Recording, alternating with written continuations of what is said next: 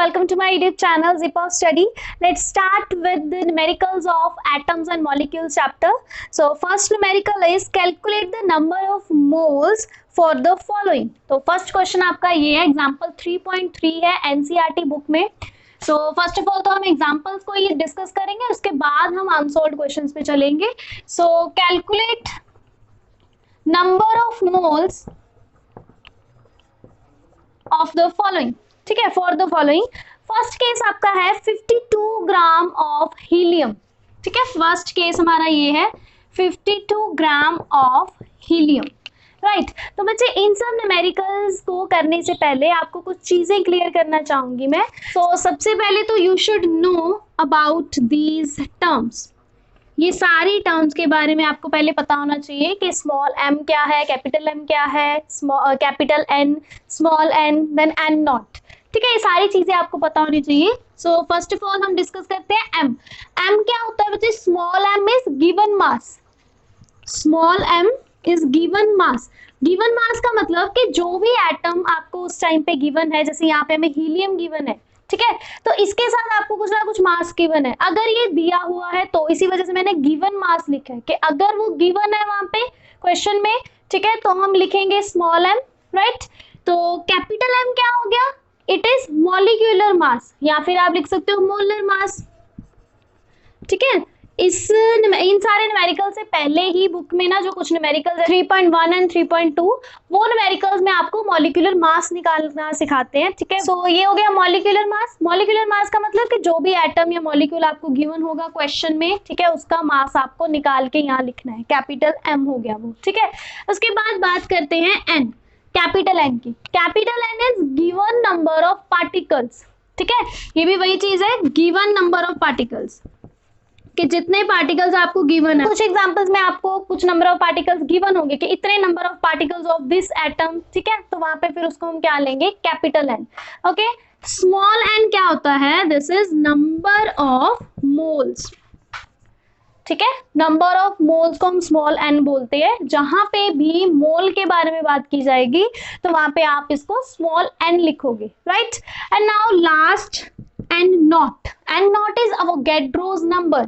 ठीक है, जो साइंटिस्ट था अवोगैड्रो, उसने ये दिया था 6.022 इंटू 10⁻23 पार्टिकल्स. ठीक है, ये एक नंबर ही है. इसकी वैल्यू आपको याद रखनी है as it is, and naught की वैल्यू कभी चेंज नहीं होगी, एज इट इज ही रहेगी.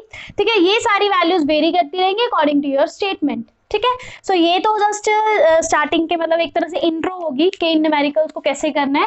अभी हम चलते हैं कुछ फॉर्मूलाज पे. ठीक है, जो आपको याद रखने हैं. यही वाले फॉर्मूलाज हम सारे इन क्वेश्चंस में डिस्कस करेंगे. So first formula is n is equals to m by m. Right, जो नंबर ऑफ मोल्स है वो किसके इक्वल है? Given mass divided by molar mass. Second is n is equals to n by n naught, मतलब number of moles is equal to number of given particles divided by Avogadro's number. ठीक है, तो ये चीज होगी. उसके बाद ये तो हो गए दो कॉमन रिलेशन जो आपको याद रखनी है. उसके बाद अगर मान लो इन्हीं दोनों इक्वेशंस को मैं इक्वेट कर दूं, बिकॉज वी नो कि left hand side of both these equations are equal, so मैं ये बोल सकती हूँ कि राइट हैंड साइड भी इक्वल होगी. तो मतलब जब इनको इक्वेट करेंगे तो हमारे पास क्या रिलेशन आ जाएगा?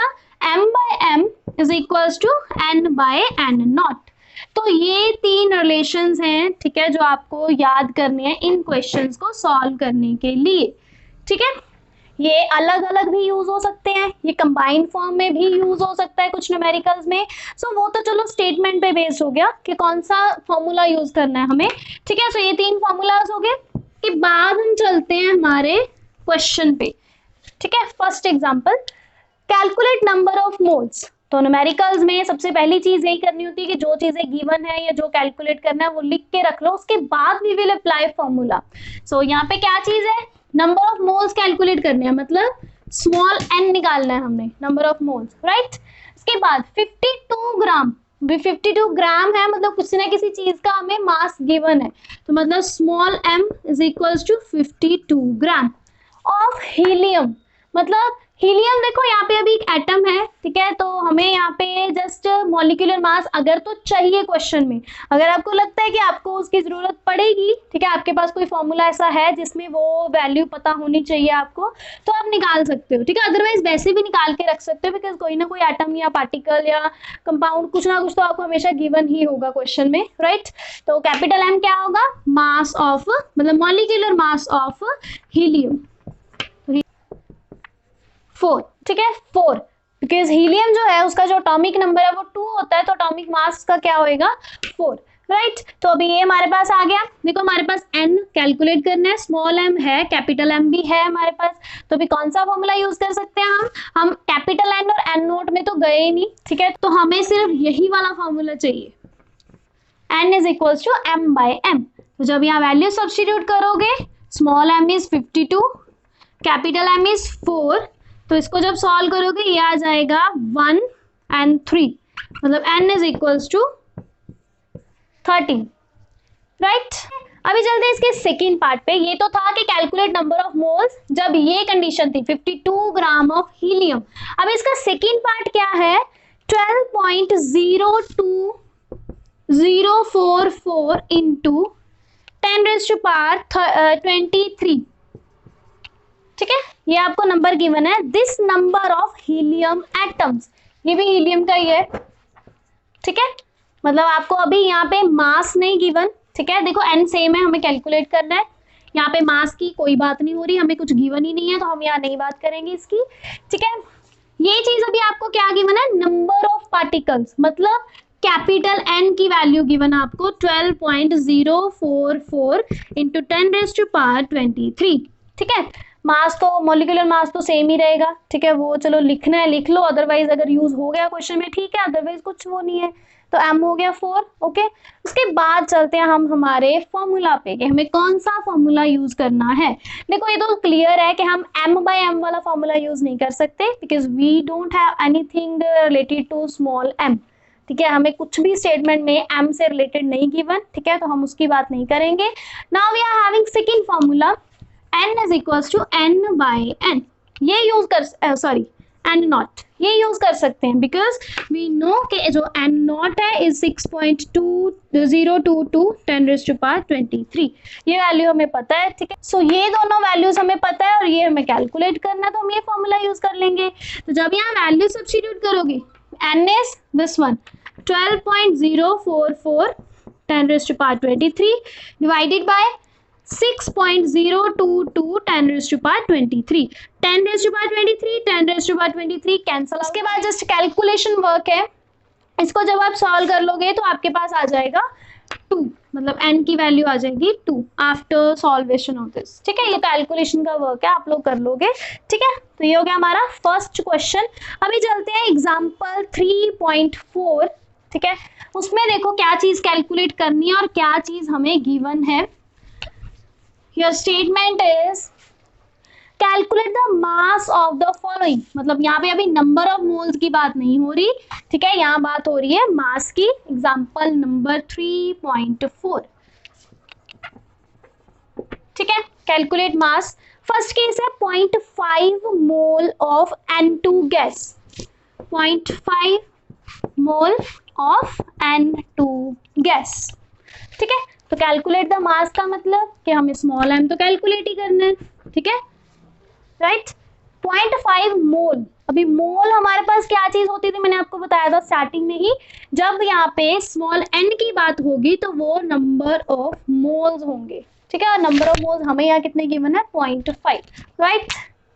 उसके बाद है N2 गैस, मतलब N2 आपको अभी गिवन है यहाँ पे कुछ ना कुछ मॉलिक्यूल, तो आप यहाँ क्या करोगे, सबसे पहले उसका m निकाल के रख लोगे, मॉलिक्यूलर मास, राइट।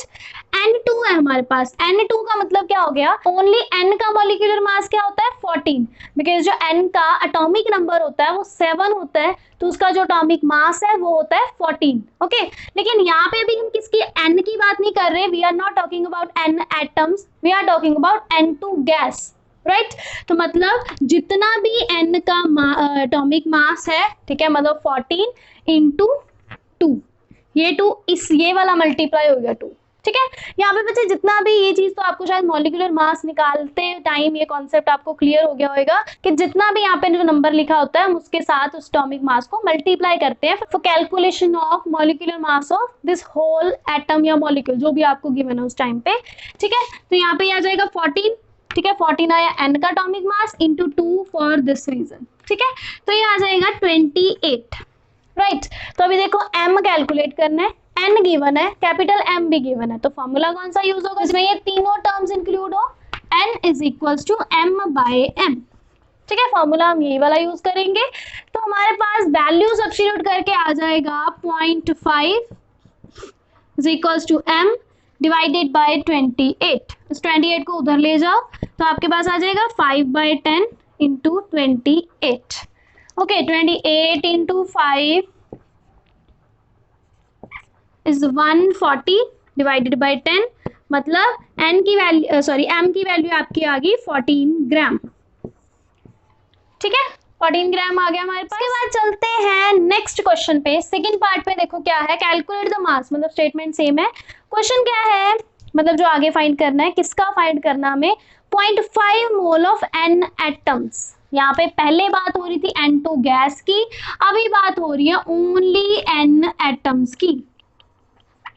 ठीक है, तो अभी हम क्या करेंगे, m तो सेम ही है, वैसे ही कैलकुलेट ही करना है, n की वैल्यू भी सेम है 0.5, लेकिन मॉलिक्यूलर मास की वैल्यू क्या आएगी, अभी we are talking about only n atoms. तो मतलब n तो हमें पता ही है कि 7 नंबर पे आता है, एटॉमिक नंबर 7 है, तो एटॉमिक मास इज 14। राइट, तो अभी ये डायरेक्ट पता है, फॉर्मूला भी सेम ही यूज करेंगे हम, बस यहाँ जहाँ पे हमने 28 यूज किया था, नाउ वी विल यूज 14। ठीक है, तो जब यहाँ लिखोगे 14 तो ये बन जाएगा m is equals to 5/10 into 14 is equals to 70 divided by 10, मतलब मास आपका आ गया यहाँ पे 7 ग्राम्स। ठीक है, बिल्कुल सेम क्वेश्चन था, बस आपको मॉलिक्यूलर मास वाला कॉन्सेप्ट क्लियर होना चाहिए कि कैसे निकालना है। ठीक है, और आपको ये फॉर्मूलाज क्लियर होने चाहिए कि मुझे कौन सा फॉर्मूला यूज करना है, कब यूज करना है। ठीक है, according to your statement you will decide कि कौन सा फॉर्मूला यूज होगा। राइट, नेक्स्ट थर्ड पार्ट देखो, इसका क्या है, थोड़ा सा डिफरेंट है। अभी यहाँ पे हमें गिवन है 3.011 into 10⁻23 number of n atoms. पिछले क्वेश्चन जैसा है कुछ।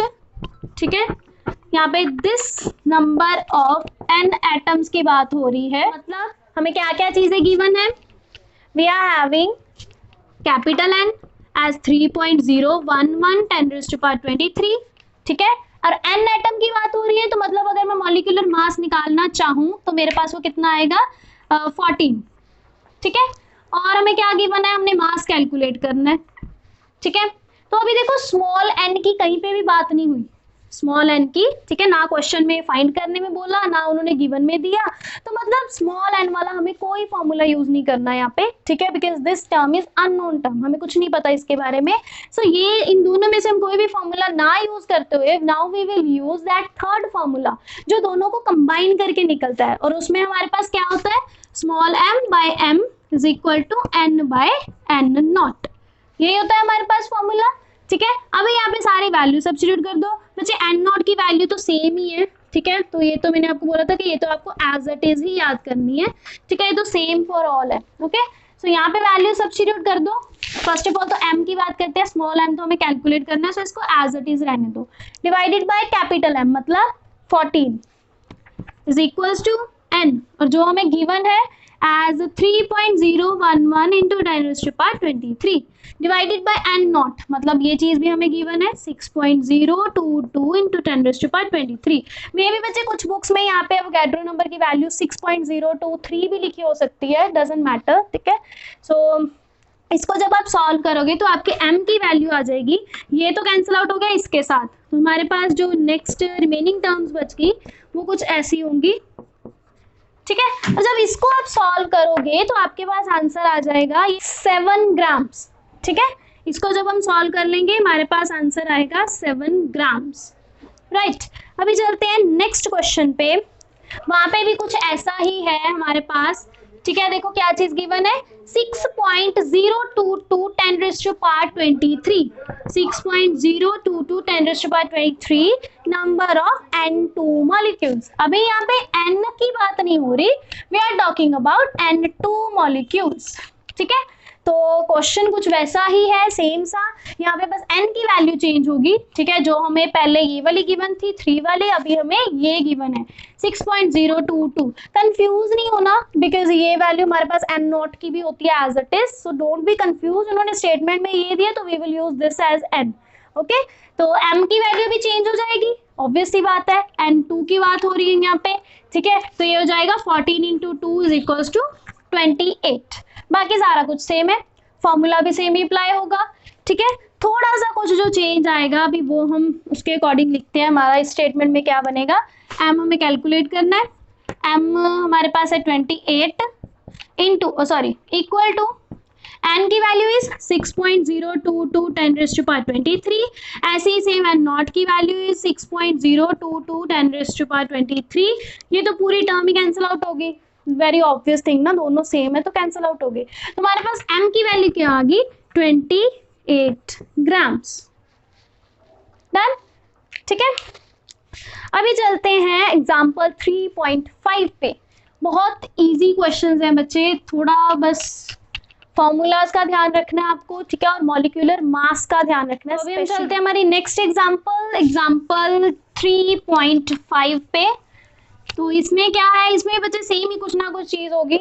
Calculate the number of particles, मतलब अभी हमें फाइंड करने हैं नंबर ऑफ पार्टिकल्स। और नंबर ऑफ पार्टिकल्स हमारे पास क्या होते हैं, कैपिटल N। तो मतलब हमें ये कैलकुलेट करना है।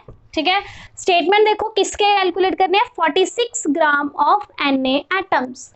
ठीक है, 46 ग्राम ऑफ Na एटम्स, इसका कैलकुलेट करना है। तो अभी यहाँ पे आपको गिवन क्या क्या है, एक तो 46 ग्राम, मतलब आपको मास गिवन है 46। ओके, बाकी बात की गई है Na एटम्स की। Na एटम्स मतलब आप यहाँ से मॉलिक्यूलर मास निकाल सकते हो। Molecular mass of sodium atom is 23। वैसे तो ये एटॉमिक नंबर इसका 11 है, 11 नंबर पे आता है पीरियोडिक टेबल में, लेकिन इसका जो एटॉमिक मास है इज 23 नॉट 22। ओके, सो अभी बात करते हैं फॉर्मूला की कि कौन सा यूज करना है, किस फॉर्मूले में हमारे पास ये तीनों टर्म्स जो है वो रिलेट हो रही हैं। We are having only single formula जिसमें ये सारी टर्म्स रिलेट होंगी, m/m = n/n naught, right. And naught की value again I am saying it is same for all atoms. ठीक है, तो यहाँ पे जब आप सब्स्टिट्यूट करोगे वैल्यूज तो आपके पास क्या आ जाएगा, 46 / 23 = n तो कैलकुलेट करना है, डिवाइडेड बाय 6.022 × 10⁻23, राइट। तो अभी देखो यहाँ पे ये तो आ जाएगा 2, तो हमारे पास n की वैल्यू क्या होगी, 6.022 × 10⁻23 × 2। जब इसको 2 के साथ मल्टीप्लाई करोगे ये हो जाएगा 440.12, मतलब 12.044 × 10⁻23, राइट। हमारा ये क्वेश्चन भी हो गया। सेम ही चीज हम यूज कर रहे हैं, सेम कॉन्सेप्ट लगा रहे हैं, बस जस्ट आपको अंडरस्टैंडिंग चाहिए कि मुझे फॉर्मूला कौन सा यूज करना है और मुझे क्या क्या गिवन है, क्या मुझे कैलकुलेट करना है, ये सब चीजों की अंडरस्टैंडिंग चाहिए आपको, और कुछ भी नहीं। बहुत ज्यादा इजी क्वेश्चन है ये। ठीक है, नेक्स्ट क्वेश्चन पे चलते हैं। कैलकुलेट नंबर ऑफ पार्टिकल्स, वो तो सेम है कि n ही हमें कैलकुलेट करना है इन तीनों क्वेश्चंस में। 8 ग्राम O2 मॉलिक्यूल्स, अभी किसकी बात हो रही है, 8 ग्राम ऑफ O2 मॉलिक्यूल्स की। ठीक है, तो हमारे पास यहाँ पे मास चेंज हो गया, पहले 46 ग्राम गिवन था, अभी आपके पास कितना हो गया, 8 gram. For this question small m is 8 gram और कैपिटल M की वैल्यू क्या आ जाएगी यहाँ पे, फिर we are talking about O2। ठीक है, अगर अकेले ऑक्सीजन की बात करते हैं, ऑक्सीजन एटम की, तो वो हमारे पास 8 नंबर पे आता है, मतलब इसका जो एटॉमिक नंबर है वो 8 होता है, तो उसका जो एटॉमिक मास है वो क्या हो जाएगा, 16। ठीक है, तो ये तो हो गया सिंगल ऑक्सीजन एटम की बात। अभी हमारे पास है यहाँ पे O2 मॉलिक्यूल, मतलब ऑक्सीजन गैस की बात हो रही है, तो यहाँ पे फिर 2 इसके साथ मल्टीप्लाई होगा, तो हमारा जो M की वैल्यू है वो क्या हो जाएगी, 32। डन। N2 तो चलो सेम ही है, तो से फॉर्मूला भी सेम ही लगेगा। ठीक है, सो अभी यहाँ पे जब सॉल्व करोगे तो आपके पास आ जाएगा 8 / 32 = n / 6.022 इंटू 10⁻23, ठीक है। ये बन गया 1/4, मतलब जो आपके n की वैल्यू है वो हो जाएगी 6.022 इंटू 10⁻23 डिवाइडेड बाय 4। ये आ जाएगा सॉल्व करके 1.505 इंटू 10⁻23, ठीक है। तो ये आ गया आपके number of atoms. Next question पे, नेक्स्ट क्या है, calculate the number of particles. Same चीज है, किसके कैलकुलेट करने हैं, 0.1 मोल ऑफ कार्बन एटम्स। यहाँ पे अभी हमें क्या गिवन है, 0.1 मोल ऑफ कार्बन एटम्स, ठीक है। तो अभी थोड़ी सी सिचुएशन चेंज हो जाएगी, क्या हो जाएगा, हमारे पास क्या क्या गिवन है अभी हम बात करते हैं। फर्स्ट ऑफ ऑल तो देखो n हमें कैलकुलेट करना है, same thing, okay. Now we are having 0.1 mole, ठीक है। पिछले क्वेश्चन में मास गिवन था, अभी यहाँ पे मोल की बात हो रही है, मतलब स्मॉल n आपको गिवन है, ठीक है। ऑफ कार्बन एटम, कार्बन का मतलब हम यहाँ से हमारा कैपिटल M निकाल सकते हैं इजीली, ठीक है। अगर हमें चाहिए तो पहले हम चेक करते हैं कि हमारा जो फॉर्मूला है उसमें हमारे पास क्या चीज यूज होगी।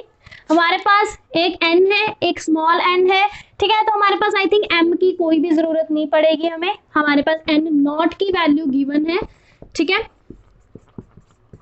ओके। तो हमारे पास फॉर्मूला है जो इन तीनों चीजों को रिलेट करता है, तो जरूरत ही नहीं है मॉलिक्यूलर मास में जाने की, ठीक है। तो ये आ जाएगा n is equals to n/n naught, right. n की value is 0.1, capital N calculate करना है, और n नॉट की वैल्यू इज दिस वन, ये हमें पता ही है, ठीक है। तो यहाँ से जब सॉल्व करोगे तो आपकी n की वैल्यू आ जाएगी, यहाँ पे ये 0.1 था ना, 0.1 को हम 1/10 लिख सकते हैं।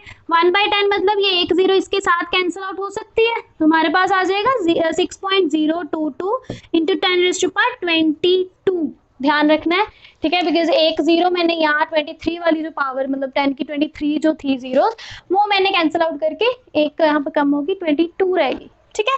तो ये हो गए हमारे सॉल्व्ड न्यूमेरिकल्स, एनसीईआरटी बुक के हैं। नेक्स्ट वीडियो में हम इनके अनसॉल्व्ड न्यूमेरिकल्स डिस्कस करेंगे। So for that please subscribe my channel and don't forget to press that bell icon, so that कि मेरी जो नेक्स्ट वीडियोस की अपडेट आएगी वो आपको बिल्कुल टाइम पे मिलती रहेगी। Thank you so much for watching my video.